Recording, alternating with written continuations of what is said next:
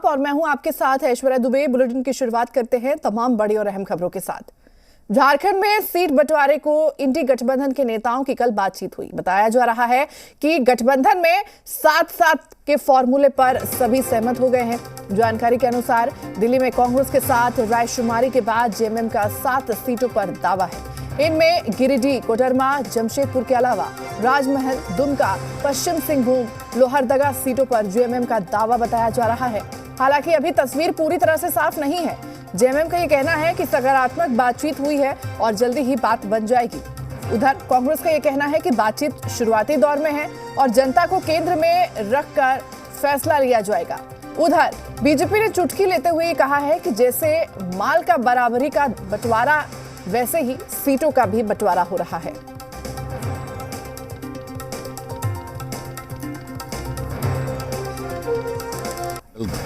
चार सदस्य गए थे, बातें हुई हैं, विस्तार से हुई हैं और मुझे लगता है, मुझे पूरी उम्मीद है कि कम से कम आधी सीटें जिस पर हम लोगों ने दावा किया है वो आधी सीटें झारखंड मुक्ति मोर्चा के खाते में आएंगी।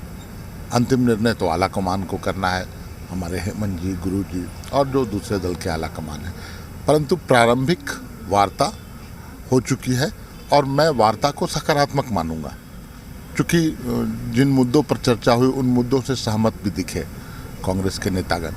तो अब अंतिम फैसले की बारी है, बहुत जल्द इस पर अंतिम फैसला हो जाए। इंडिया गठबंधन जनता को सेंटर में रखकर राजनीति कर रही है कि जनता क्या चाहती है और उनके अनुकूल हम चलना है।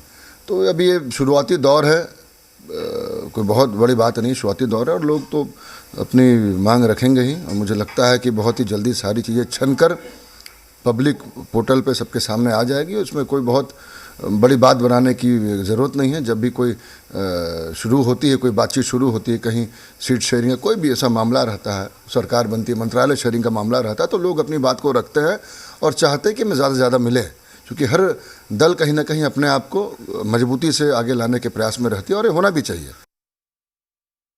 वो बांटेंगे 7 और जनता कह रही है साफ। यानी इस बार ये जो पिछली बार 1-2 सीटों को जीते भी थे बहुत मुश्किल से, तो इस बार तो जनता इनको साफ करेगी। और हमने पहले भी कहा था कि ये जो फॉर्मूला तय करेंगे आपस में, वो शायद कितना किसने लूटा इसी पर तय होगा। तो अब तो ये साफ हो गया कि कांग्रेस और झारखंड मुक्ति मोर्चा ने बराबर लूटा है, इसलिए आधे सीटों पर बंटवारा हो रहा है। लेकिन अब जनता इनसे ऊब गई है। 4 सालों का जहांपना का शासनकाल मुगल शासनकाल की याद दिलाता है, जब तुष्टीकरण चरम पर था। यहाँ तो जाजिया टैक्स वाली स्थिति है। तो जनता ये नहीं भूलने वाली। सनातनियों का अपमान का बदला तो इस चुनाव में होगा और ये 14 के 14 सीट पर इनकी जमानत जब्त होगी। और ज्यादा जानकारी के साथ जी मीडिया संवाददाता धीरज हमारे साथ जुड़ चुके हैं।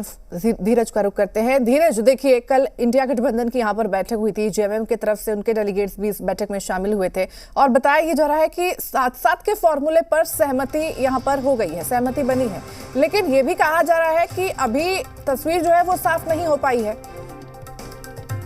देखिए, आपस में ये लोग मिले थे। जिस तरह से कांग्रेस पार्टी हर राज्य के जो नेतृत्व है उनसे मिलते हैं और बात करते हैं, उसी तरह जेएमएम झारखंड, जो जेएमएम मुख्य पार्टी है यहाँ की, उसके साथ कांग्रेस की कल बैठक की मुकुल वासनिक के यहाँ, और वहाँ पर कुछ बातों को लेकर के, सीट शेयरिंग को लेकर के बात हुई है। अब जेएमएम जो दावा कर रहा है कि जेएमएम ये कह रहा है कि अपने जितने भी विधायक, जब विधानसभा चुनाव होते हैं तो विधानसभा चुनाव को देख करके, और साथ ही झारखंड में उनकी संगठन बहुत मजबूत है, इसलिए उन्होंने जो पिछली बार 5 सीट उनको मिल 4 लड़े थे और 1 सीट आरजेडी को दी गई थी, वैसे ही कांग्रेस 9 सीट पर थी, 2 सीट जेवीएम उस समय को दिए गए थे और 7 सीट पर कांग्रेस लड़ी थी।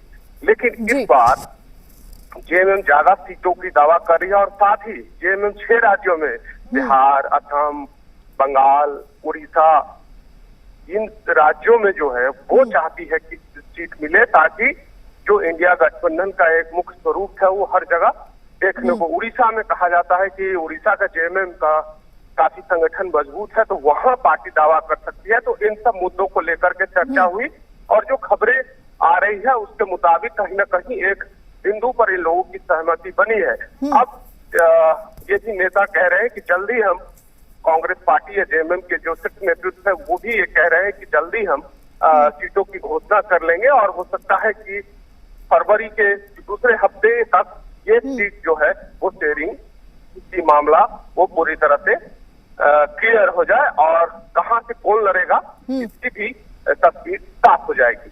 बिल्कुल, ये ऐलान के बाद ही पता चलेगा कि कौन कितने सीटों पर चुनाव लड़ने जा रहा है। लेकिन जेएमएम की तरफ से एक और चीज यहाँ पर कहा जा रहा है कि सकारात्मक बातचीत हुई है और जल्द ही ये सीटों के जो बंटवारे हैं इसका ऐलान भी यहाँ पर कर दिया जाएगा। लेकिन दूसरी तरफ अगर देखें तो इन तमाम चीजों को लेकर के बीजेपी भी लगातार सरकार की यहाँ पर सरकार पर हमलावर है, चुटकी लेती हुई नजर आ रही है।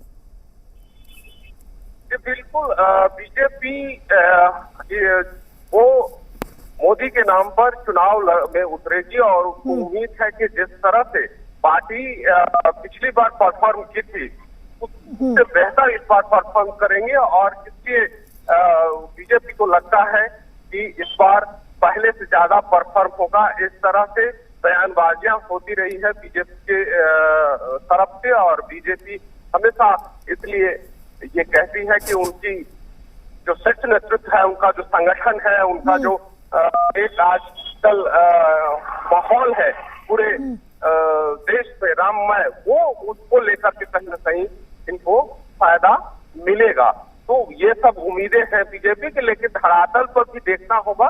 मोदी का नेतृत्व है वो ठीक है, लोग उनके नाम पर वोट करते हैं, लेकिन कैंडिडेट कौन होगा, किस तरह से कैंडिडेट, उनका परफॉर्मेंस क्या है, ये भी देखा जा रहा है बीजेपी की तरफ से कि बीजेपी के तरफ से कौन से कैंडिडेट उपयुक्त होंगे और बीजेपी इस पर जिताऊ उम्मीदवार कौन होगा उस पर हो सकता है कि आने वाले दिनों में झारखंड से बहुत से सांसद जो 2 बार चुनाव लड़ चुके हैं, जीत चुके हैं, उनकी टिकट भी कटे उनके परफॉर्मेंस के आधार पर।